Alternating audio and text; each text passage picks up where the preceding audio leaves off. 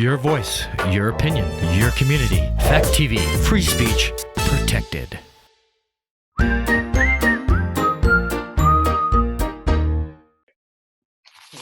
So welcome to the meeting. This talk about our democracy meeting.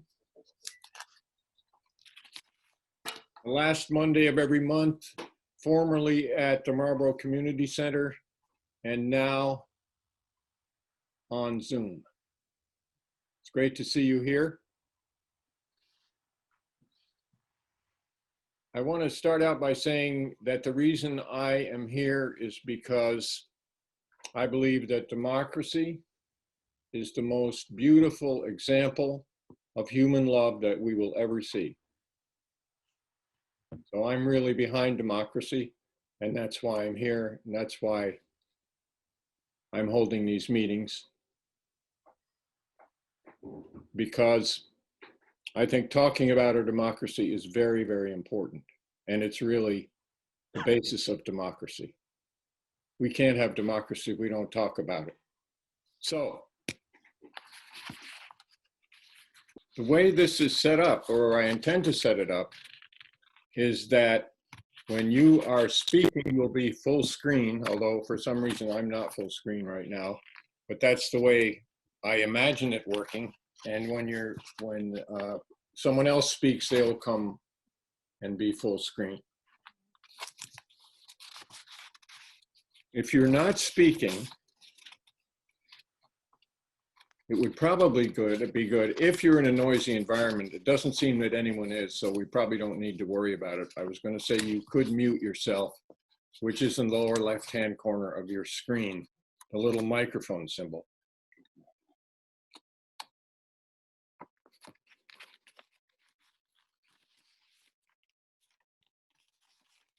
So, we will be continuing these meetings to talk about our democracy meetings on the last Monday of every month at 6:30, and we will also be continuing the democracy forum meetings that we used to hold at the Strolling of the Heifers in Brattleboro and at the Brattleboro Memorial Library on the first Monday of the month. So the meetings were very close together. We're not sure that we'll continue to do that, but we will be continuing both meetings in the future.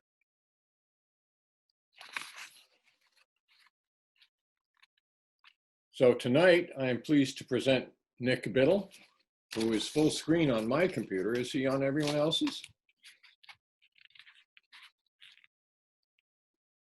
I don't know.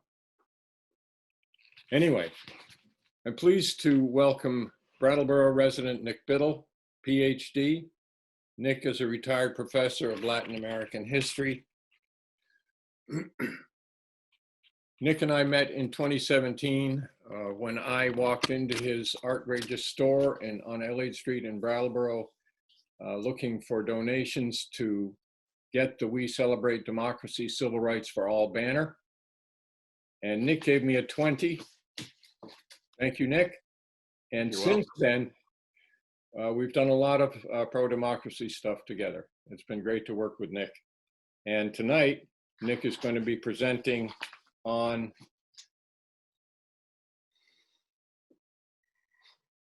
let's see, Nick, maybe you should say it. It's Yeah, called, well, sure. You know, the title is The Politics of Debt and the Green New Deal, or Making the Green New Deal Real. But, and that's what I'm going to talk about. But I'm going to talk about the politics of debt far more than the Green New Deal. And given, you know, the audience, and thank you very much for being here. It's fun to have us still out here trying. I want to give a kind of a history of the politics of debt as it applies to the moment we're living. And that's what I'm going to go launch into right now if there are no objections. And please raise your hand, because I'm looking at, I see 3 screens and one of them is a blank screen. There's only four of us here. I mean, Woody and me and four others, and whoever's on the other side of the cameras. If you want to ask a question or intervene, interrupt, please do. I'll be sort of reading like this, so I'll see you if you do. So I want to start by talking about money.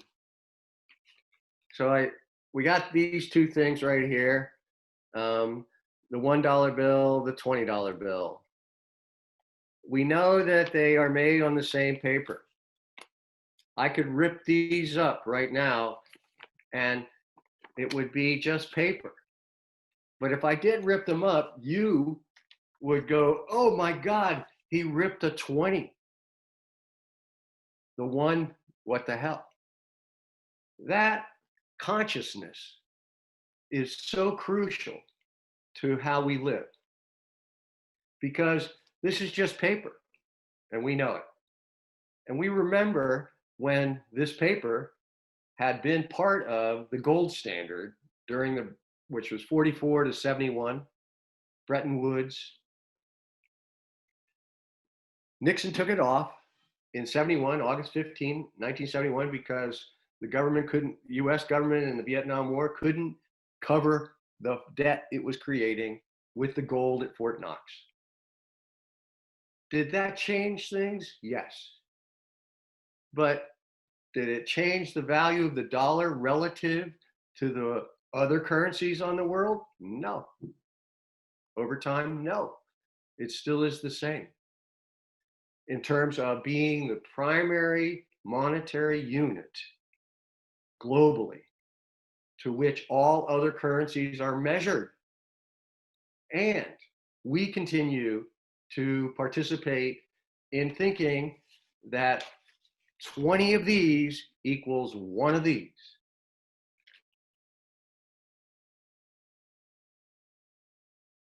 So let's go back to 1971 when Nixon did that. Lots of shit was going down. Carter came along, communes in Brattleboro, all that kind of stuff. But two things happened in the 1970s that not a lot of us paid attention to. In 1976, a Supreme Court case, Buckley v. Vallejo, unlimited, that's to say it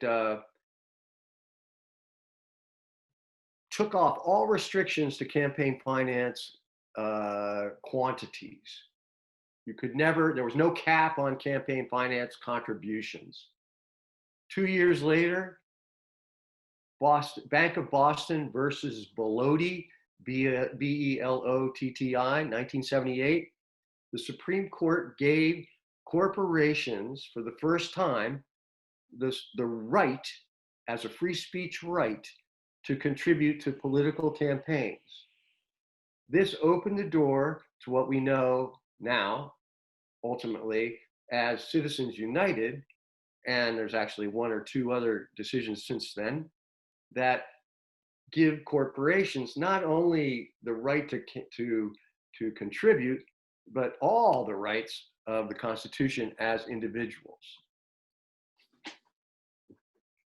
The author of the majority opinion in Bank of Boston v. Belotti in 1978 was Justice Lewis Powell.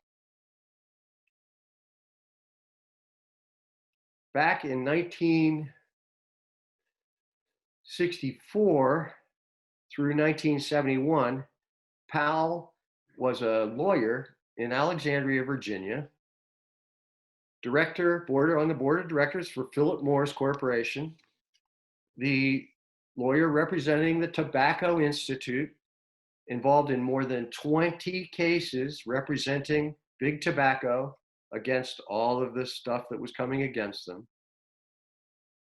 Good friend at that moment of the president of the US Chamber of Commerce, who invited Powell in the summer of 1971 to deliver an address to the annual meeting of the board of directors of the National Chamber of Commerce, which he did on the 23rd of August. It's a almost 7,000 word speech, 12, 13 pages, now called the Powell Memorandum. Number of academics, I can name a couple. David Harvey is one. A book called A Brief History of Neoliberalism, identify the Powell Memo as the start and the blueprint for neoliberalism. The memo opens this way, quote, "No thoughtful person can question that the American economic system is under broad attack. The sources are varied and diffused. Perhaps the single most effective antagonist of American business is Ralph Nader. The passion that rules in him is aimed at smashing utterly the target of his hatred, which is corporate power." And it's corporate power that I want to underscore here. That's Powell's objective, to institutionalize and make untouchable corporate power from that point forward. It's a 7,000 word memo. I'd love to read many more parts, but in the interest of time, I'll read one more sentence that I think is extraordinarily crucial. From Powell, quote, "Under our constitutional system, especially with an activist-minded Supreme Court, the judiciary may be the most important instrument for social, economic, and political change." Boom. 4 months later, Nixon appoints Powell to the Supreme Court. And the game is on.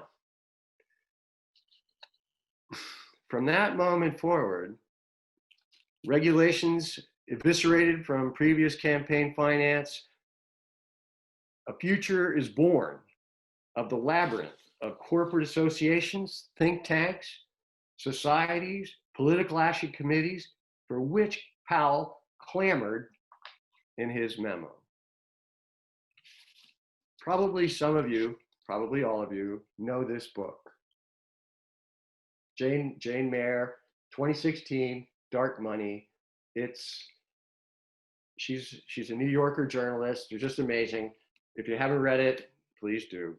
But if you have it, you'll see in the front cover, and then again in the back cover, charts of what she calls the network. And I'm going to now just take a photocopy, and the front cover is front cover details political and issue spending nonprofits, 501c4s, 501c6s. And so you can see right there, and you'll see anonymous donors, $485.7 million. This is accrued from 29 to 2013 IRS records. Let me read a little bit from it. It's, let's see, the Concerned Women for America got 11.4 million. Americans for Prosperity got 55 million. National Rifle Association, 6.6.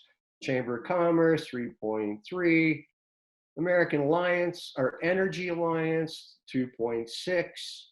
And on it goes. Club for Growth. The names are wonderful. Morning in America, All Votes Matter, etc. Anodyne names.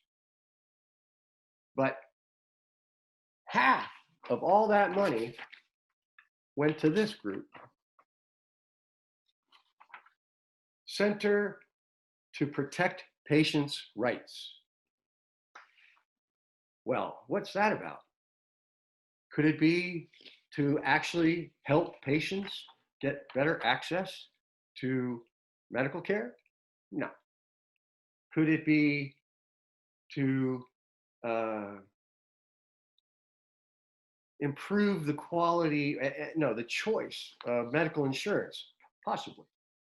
But no, the Center for Responsive Politics did an investigative report in 2012 on the Center to Protect Patient Rights, and demonstrated that in the 2010 election cycle, the center spent $23.2 million in political advertising, only 10% of which was directly aimed at arguing against the Affordable Care Act.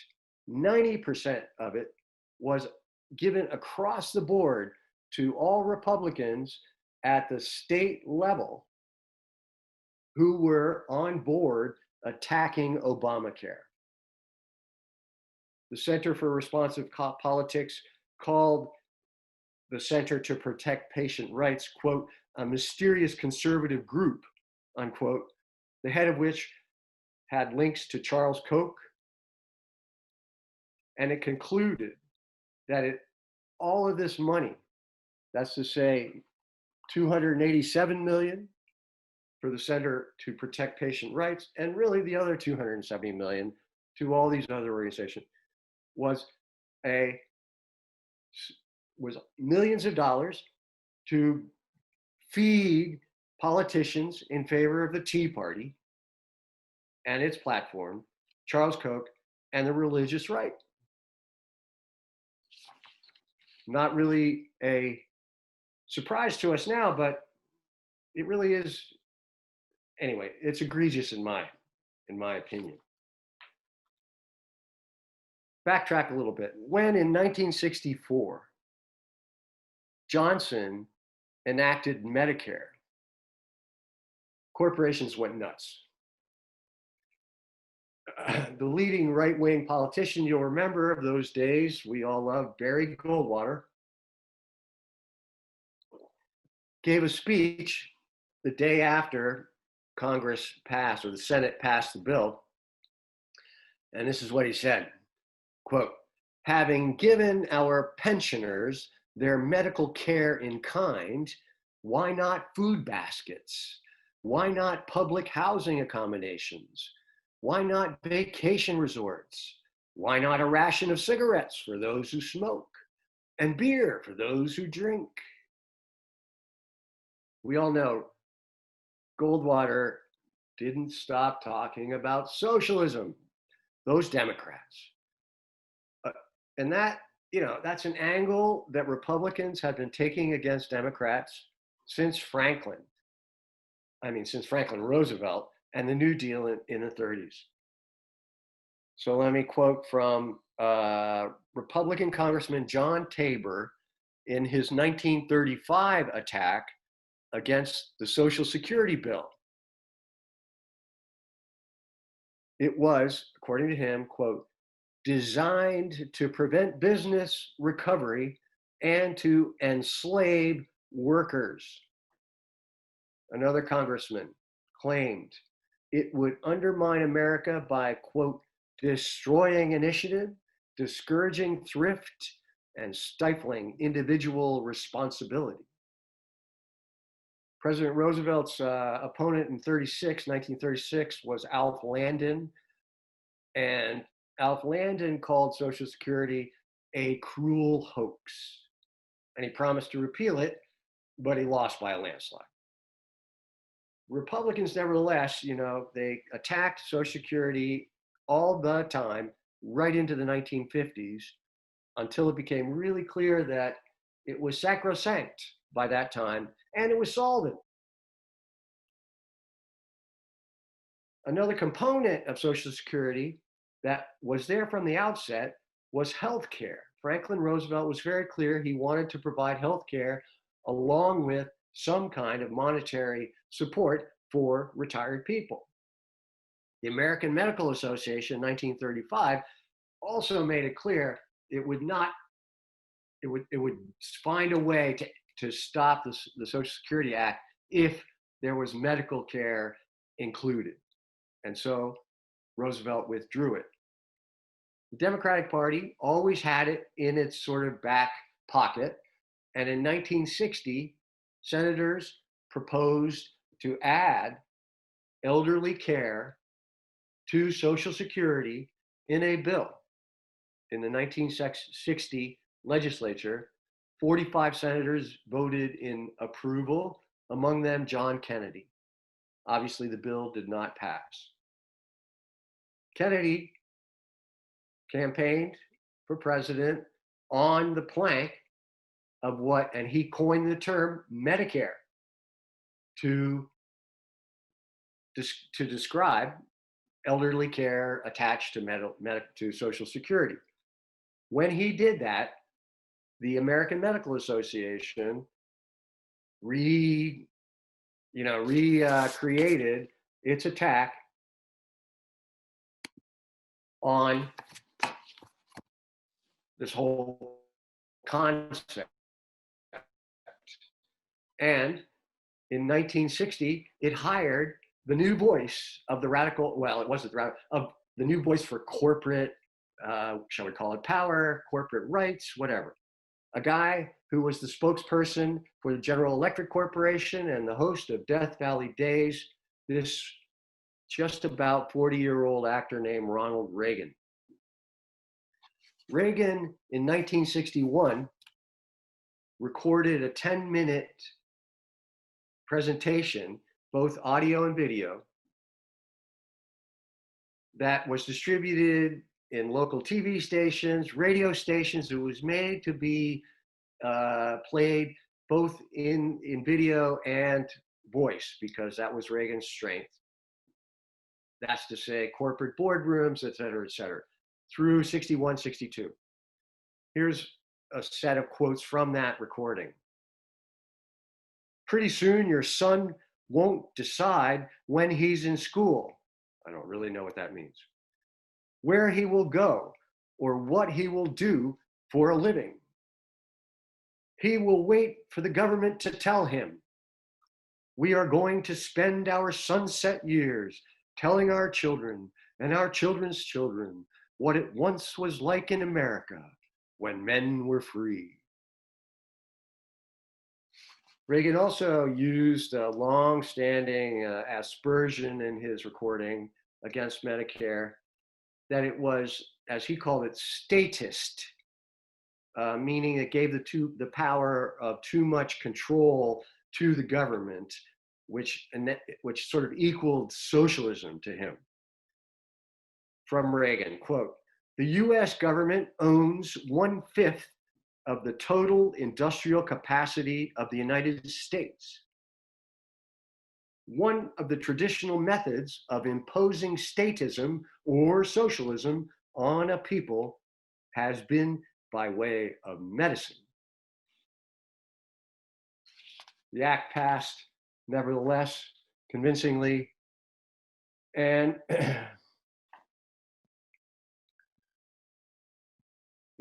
both Goldwater and Lewis Powell complained and pissed and moaned, but it went forward, and not too many years later, Powell read his memo. Then he became justice on the Supreme Court back to 1971 through 1973, and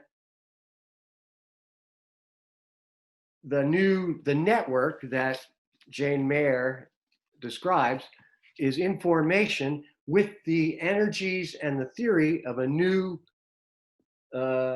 ingredient from an economist at the University of Virginia. His name is James Buchanan.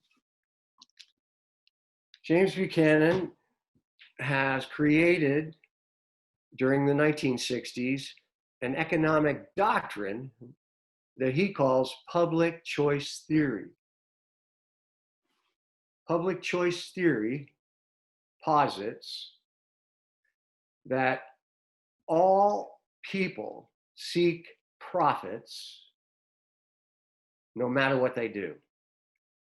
Businessmen on Wall Street, contractors on Main Street, and here's the kicker: bureaucrats in the federal, state, and local government, teachers, what have you. They're all looking for their best advantage. They want more money. That's the American way, he says in his book, The Calculus of Consent. He adds that when Americans or their political representatives vote for social programs or other large-scale government programs like Medicare or the Interstate Highway or the Environmental Protection Act, there are many players involved and many interest groups become active in seeking their best advantage. And in the case of social programs, which are paid for by tax dollars, bureaucrats have no interest in cost saving. In fact, the exact opposite, according to Buchanan's theory. And therefore, every government program creates overinvestment due to the bureaucrats that are padding the costs along the way. He called it overinvestment. We all understand it as waste, inefficiency, overspending, etc. On top of that, Buchanan argued that the large portion of all these social programs are paid for by a small minority of the population who are the elite, the 1 and the 0.1%, who in the 1970 or 75, the 0.1% paid up to 70% of income in income taxes. And Buchanan said every time that happens, they're paying involuntarily, and they are a minority in the American population. And this is an example of what the founders called a tyranny of the majority. And therefore, it's unfair and essentially undemocratic. Now that's the twist. We all know it as progressive taxation. Buchanan called progressive taxation discriminatory taxation.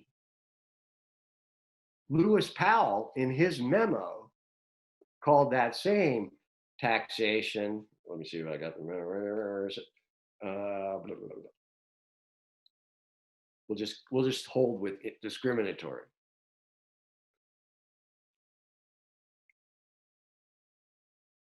From that moment forward, with Buchanan's additional academic University of Virginia sanctioned theory, Lewis Powell and the Supreme Court, it was just a question of money. And the first person to step up, again, you guys might remember, all you people might remember, Richard Mellon Scaife, the son of the Andrew Mellon and Richard King Mellon Scaife, or Richard King Mellon Foundation or fortunes. Richard Mellon Scaife, through the 1970s, funded people like Buchanan. He paid for an institute at the University of Virginia. Buchanan got kicked out because he was too doctrinaire, wasn't listening to other points of view. Virginia Tech University picked him up, institute there. Richard Mellon Scaife is funding him millions of dollars a year. Another Scaife Foundation in California called the Institute of Contemporary Studies holds a conference, 1973. Buchanan goes there with the Scaife director of the foundation, charitable foundation, called a guy called Richard Larry. And they meet with Governor Ronald Reagan's inner circle. Ed Meese, Anthony Kennedy, a number of others. And there, Buchanan introduces his plan. He calls it the third century. Quote, to create, support, and activate an effective counterintelligentsia to transform the way people think about government.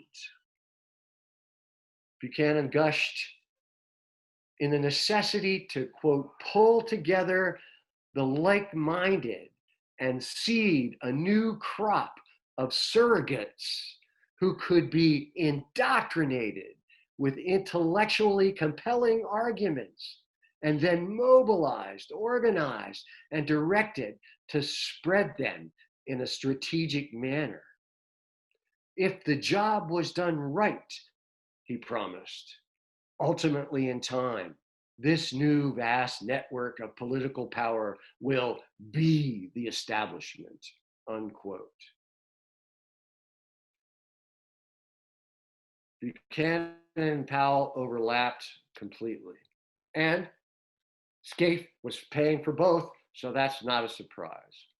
But into this mix at that very moment walked a guy, again, about 40 years of age, very intelligent man, 2 degrees MIT, millions of dollars in his trust and his background, a guy named Charles Koch. Charles Koch started at that moment to pick up where Richard Mellon Scaife couldn't. And Charles Koch is the major funder of everything that Jane Meyer documents. Now, let's think for a second, or I just want to make 3 points. The goals of this group, this coterie of elitists, billionaires, and weirdo right-wing thinkers. Goal 1, to transform the way people think about government. That's Buchanan. Goal 2, to make the protection and enhancement of corporate profits and private wealth the cornerstone of the legal system. That's Powell. 3, to end or dramatically curtail what Powell called inequitable taxation, what Buchanan called discriminatory taxation, what you and I know as progressive taxation. That's all of them. That became, starting in 1973, the blueprint for what we now call the Reagan Revolution. On January 20th, 1981, Reagan gave his inaugural address as president.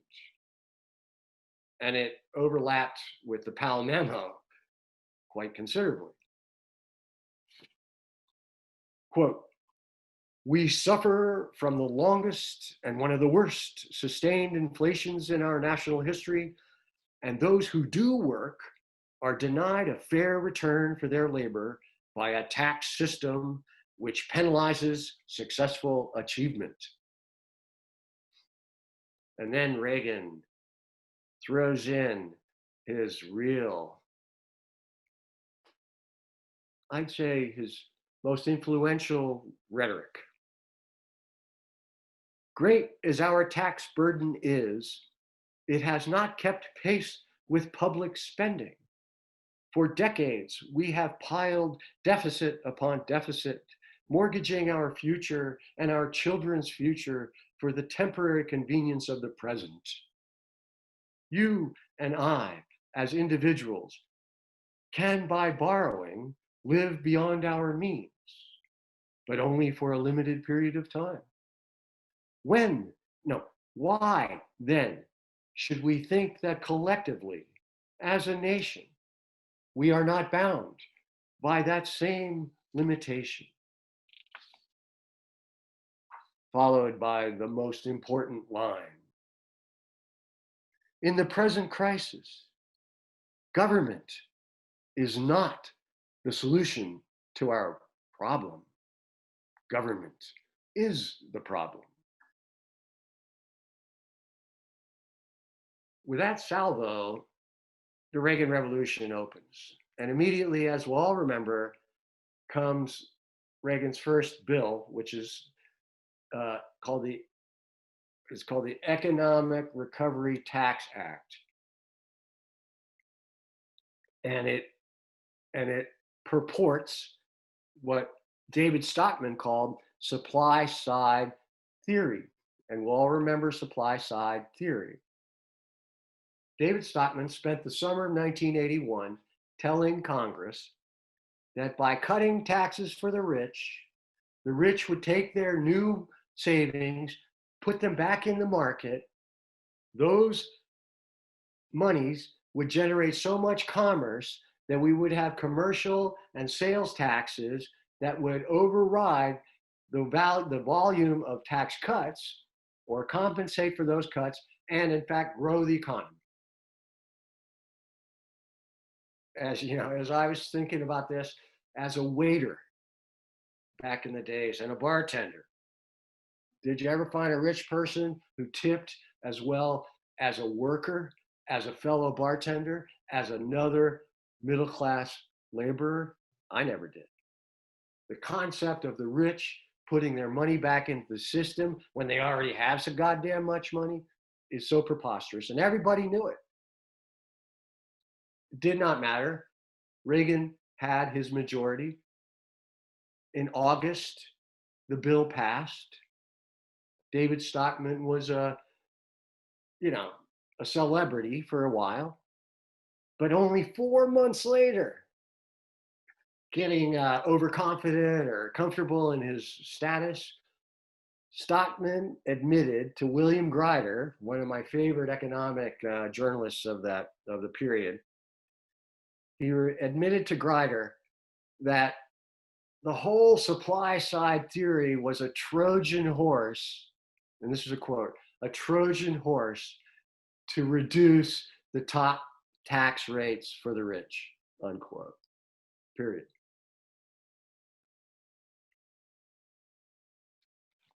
But Reagan set in motion in that period the other portions of his inaugural speech. And in doing so, he really instigated what we now call cultural and/or identity politics. And you might remember how he talked repeatedly about the African American welfare queens riding their Cadillacs to the grocery store to use food stamps for their groceries. And he would talk about that by way of rationalizing cuts to Social Security, cuts to other social programs, because we had deficits that needed to be reduced or everything would fall apart.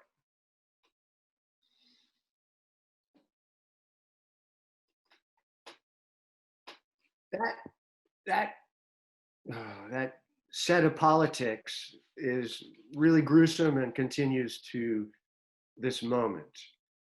The third component of the Reagan Revolution was lionizing military spending as patriotic, innovative, and sacred. 20 years before Reagan, in his going away speech, his talk to the American people prior to Kennedy's inauguration, Eisenhower gave his famous speech in which he coined the term military-industrial complex.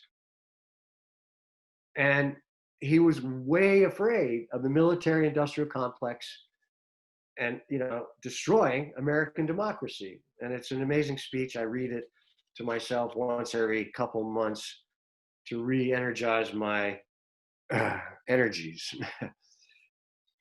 In 1984, John Kenneth Galbraith, covering the Reagan, economic system, wrote an article, and he pointed out, quote, "The Reagan administration has abandoned any effort at control of the military-industrial complex by according major authority in the Defense Department and over the armed services to executives from weapons corporations. This is not civilian control, but rather incestuous administration of the military-industrial complex by the military-industrial complex for the military-industrial complex." A year earlier, we'll remember in 1983, Reagan proposed the Strategic Defense Initiative, which quickly became known as Star Wars, the satellites that were going to blow intercontinental ballistic missiles out of space with lasers, an absolute impossibility that no engineer, that no scientist said was anywhere near possible. Reagan committed billions and billions to this technology. I researched the US State Department archive in its description of Reagan's proposal for SDI, or Strategic Defense Initiative. And this is what it says.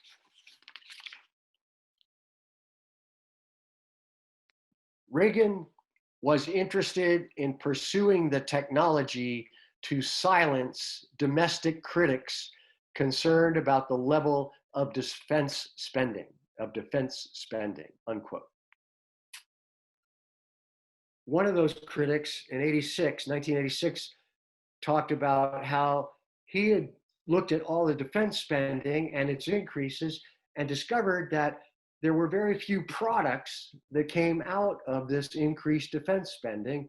However, as he pointed out, the investment accounts of the Pentagon had doubled between 1980 and 1985.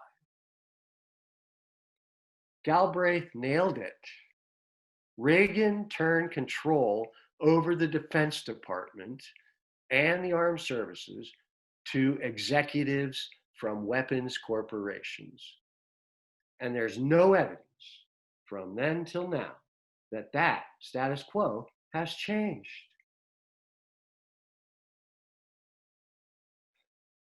We know, and let's see, every Republican president since Reagan, starting with Reagan, until now, expands the deficit with defense spending. And every Democratic president reduces the deficit. Both of them simultaneously cut social spending, particularly Clinton, as it turns out.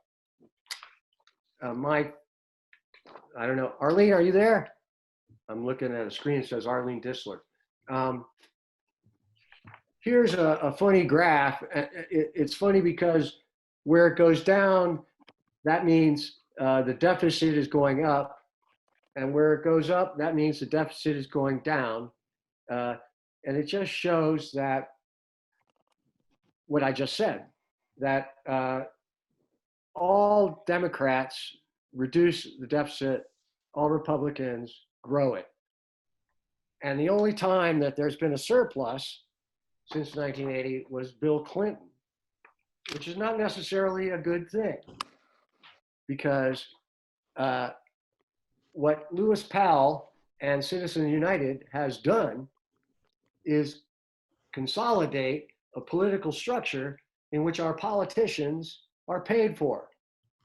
And as Cenk Uygur of the Young Turks puts it, Democrats are paid to roll over while Republicans are paid to fight. And Clinton rolls over, reduces the deficit. Bush comes in, grows the deficit. Obama comes in, reduces the deficit, etc. So let's get back to this question. Does the US government work like our household economically? We have to imagine, or we have to remember, that in every dollar, 20 or a 1, it says, this note is good for legal tender, public or private. And that the Federal Reserve is the only institution that has the authority to order the making of money and its spending.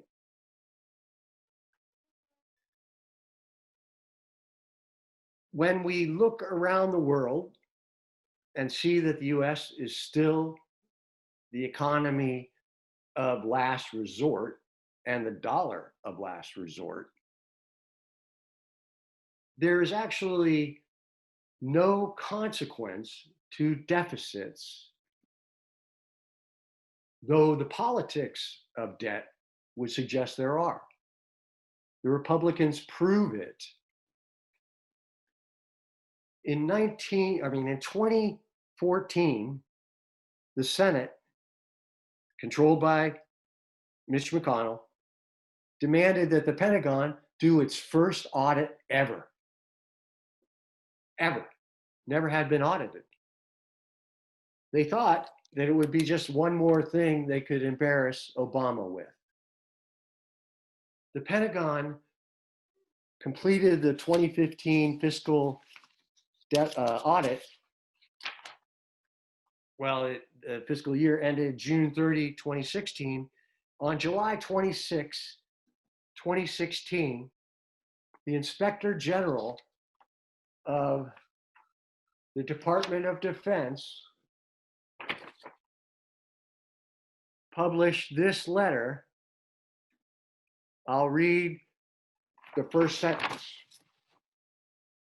Army and Defense Finance and Accounting Service Indianapolis personnel did not adequately support $2.8 trillion in third quarter adjustments and $6.5 trillion in year-end adjustments made to Army General Fund data during fiscal year 2015 financial statement compilation. Read like a computer. That letter made it into the press. And quickly, the Fiscal Times, The Economist, and Forbes magazine had articles. What's going on? And it's amazing. That sentence means that the Department of the Army received $100 billion in fiscal year 2015 out of an $850 billion budget for the Pentagon. But the Department of Army, in its audit, showed $6.5 trillion unaccounted for, not one receipt. Scholars and journalists continue to look into it. Forbes printed another article about 2 years later, says, has our government spent 21 trillion of our money without telling us? Showing, again, that every year the Pentagon manages to run up roughly $1 trillion of additional spending that has no accountability.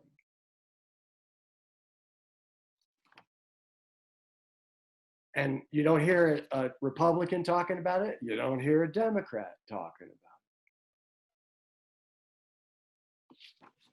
But I have the report, and I can send it to you if you'd like. And you know that photocopy I showed of the letter, that's still a public document. The Pentagon has never denied these figures.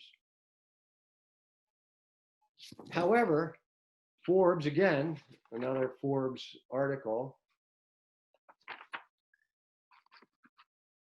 pointed out that in 2017, the Pentagon became concerned that the audit would reveal sensitive information.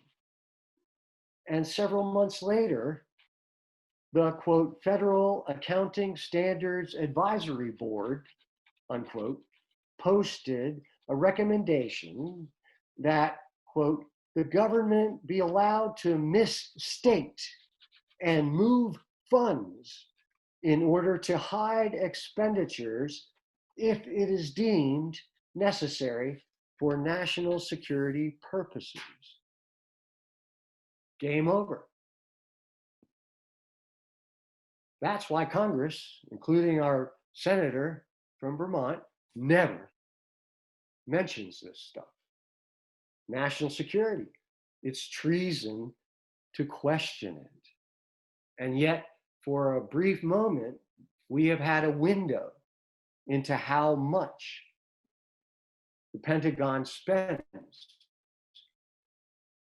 since Reagan gave the corporations control over the Pentagon's allocations.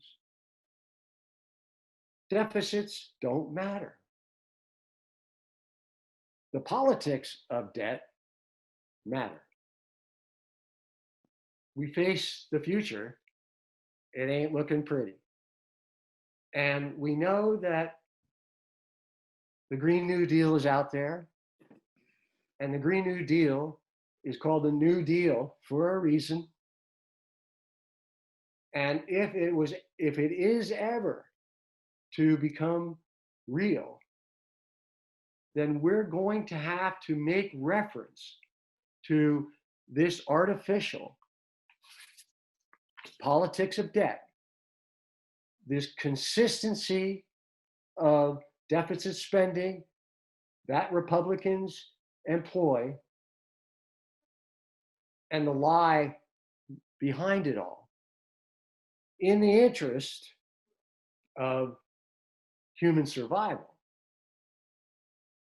which is exactly what, Alexandria Ocasio-Cortez says generally. That's her intention, etc. And I think we know that that Bernie isn't exactly the same. And so, given that, well, anyway, I'm going to stop right there and hope that you guys want to talk about this.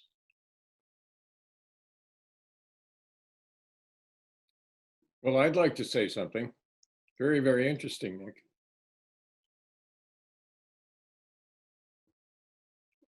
Thanks. Yeah, incredible.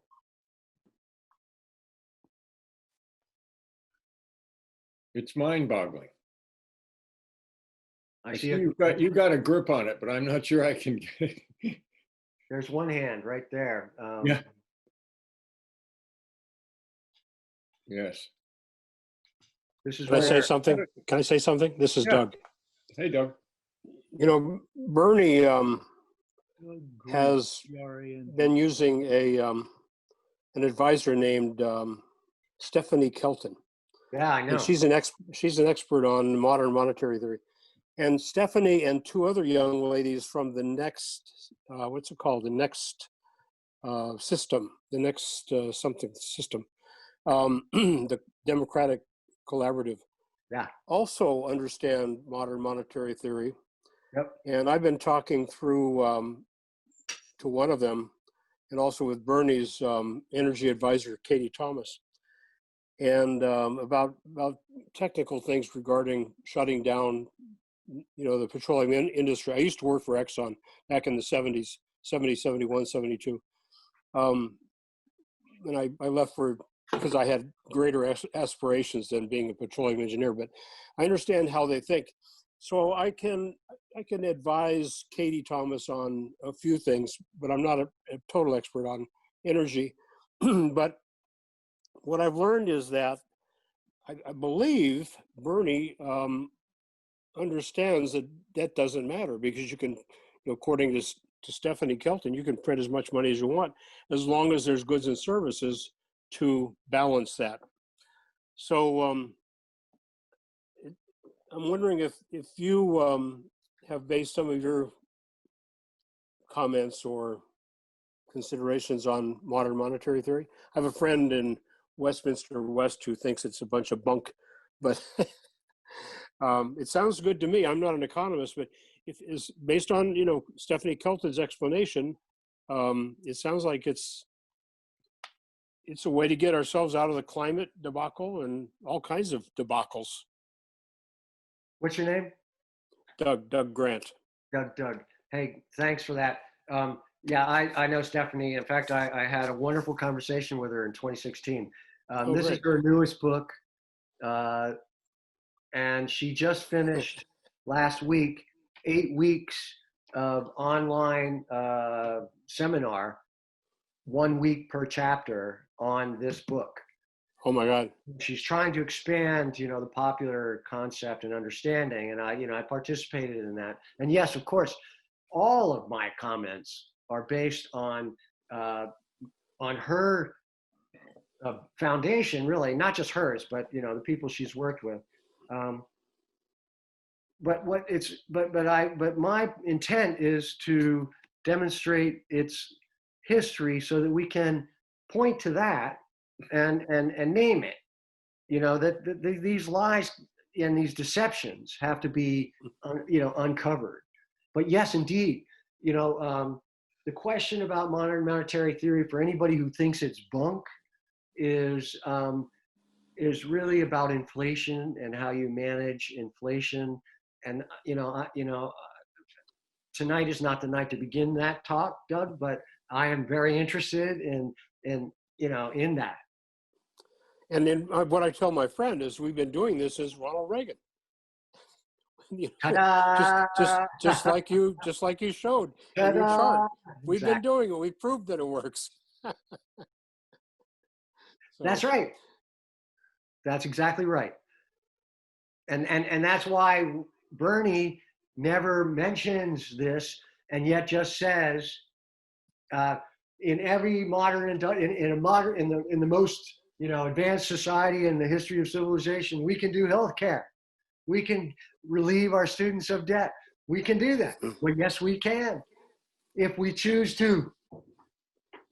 But we can't, quote, choose to until we get a political movement that opens the door to it. I'm just wondering if Bernie has had any influence on Joe Biden, or Bernie is such a brilliant guy in some ways. I think he doesn't express any interest or even mention modern monetary theory because he knows 99% of the population wouldn't understand it. But Stephanie has been his economic advisor since 2015.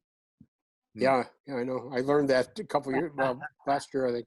Yeah. So I really wish that we can't talk about Bernie being president, but if that information that he has, that understanding, could somehow find its way to Joe Biden, I just hope so. Well, I'd like to spend an hour talking about modern monetary sometime. Well, let's have coffee. Yeah. Anybody else? So I came late. This is Arlene. Hey, Arlene, how are you? I'm good. But Paul Krugman, that's his thing too, right? This isn't some way out there theory. He's considered, a big deal in economics, and he talks a lot about deficit spending, and it's not a bad thing. So hopefully he has the ear of some important people.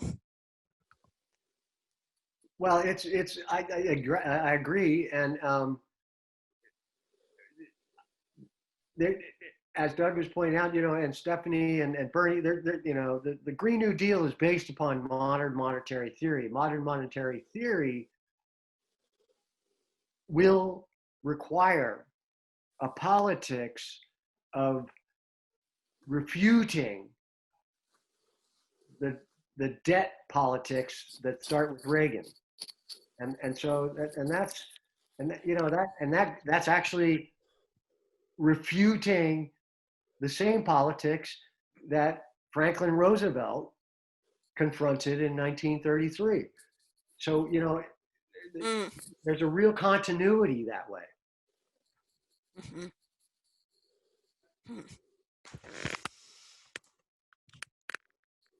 Are you hopeful that it will happen?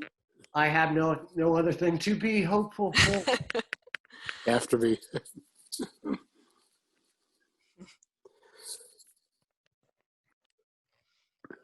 Now, Okay. who are you? You have a question, or you had a question, but you haven't asked it. I'm looking at a screen. I'm seeing somebody just to the left of Doug. I don't know who that is. Is it Bob Anderson? I don't know. Bob, did you have a question? Yes, it is Bob. Yeah.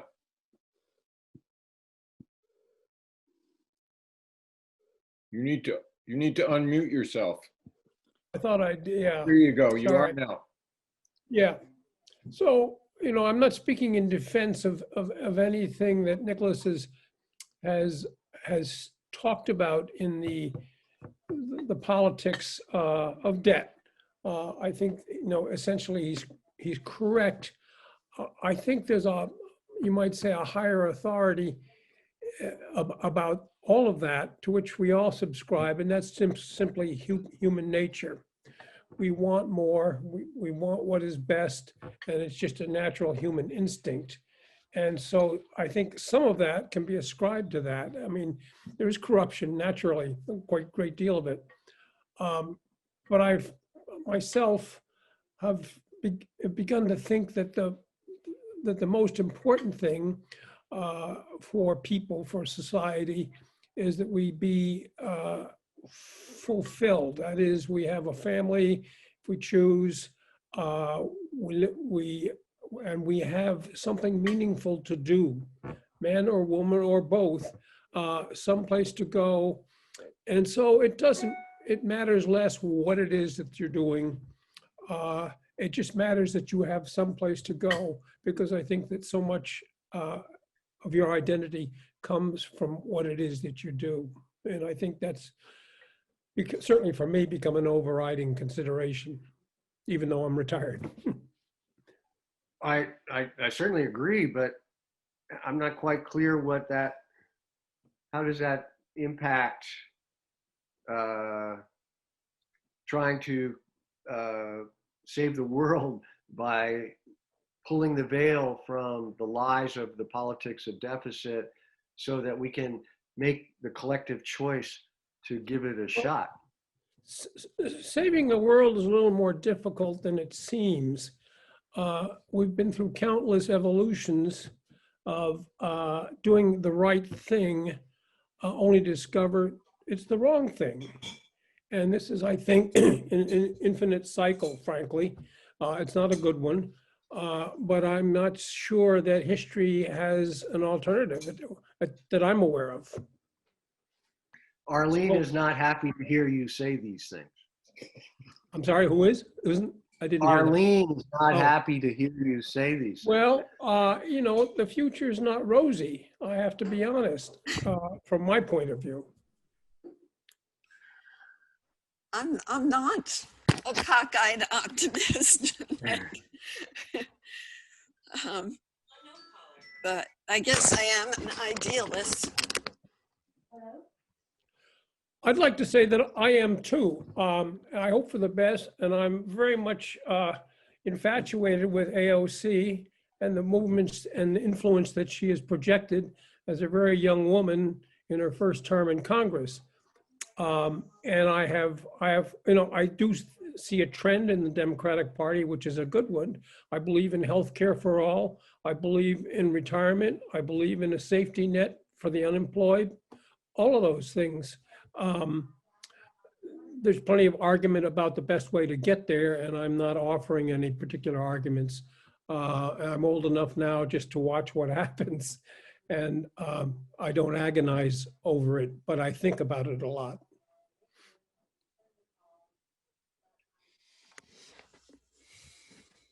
Other comments? Yes. Stephen here. Well, you certainly reinforced what my perception was of the same decades, and it really is a reaction action that I see keeps repeating itself in American politics. There's nothing unique about the Supreme Court or Powell protecting the interests of the wealthy or the well-connected. At one time, the Supreme Court was mostly motivated to protect the interests of farmers because that was where the wealth was. And then it became the Carnegies and so forth in the golden era of corporate moguls. And now it's big international businesses or firms that, we can't afford to let them go bankrupt. So anyway, that's kind of depressing, the fact that really nothing's changed there. And perhaps the so-called founding people, fathers, really had that in mind in terms of the balance of power between the various, they certainly was much expression of fear about empowering the House of Representatives too much. So, that is the sort of the game set that we have been dealing with. And it's not surprising that history keeps repeating itself in terms of where we fall short from the ideals of democracy. On the other hand, since I was a kid, the 60s, 70s, there's no doubt that there has been social civil rights progress in our democracy. I have to take some solace in that pendulum is not a pendulum swinging back and forth so much as a continuum of increasing recognition of civil liberties. And that certainly is something happening worldwide to a lesser degree in some places and to a greater degree in other countries. Anyway, thanks for your words, and appreciate the perspective and reminder of all those steps. I imagine that there also is a parallel lecture by the extreme right of putting together all the pieces of this QAnon group that is, swinging everything to the left and controlling the government from that end. An interesting paradox, but probably true. Well, Stephen, there is nothing parallel about QAnon. Grounded on this earth. Okay. I'm sorry, I stepped too far there. I'll step back. Anyway, thanks once again. Thank you. Yeah. Yep. I think that's a good place to wrap it up. What do you think, Nick? Sure, man. I enjoy. Thank you very much, people, for letting me present and listening. And I don't know you personally, but perhaps I can. I'm in Brattleboro. You're somewhere in the vicinity. We can talk about these things at greater length, and Woody is the contact person. Oh, thank you very much. Yeah, Thank you. Thanks, Nick. Thanks, That's Nick. interesting. Yeah. Good night to all. Good night. Good night, everyone. Good night. Thank you so much. Bye-bye.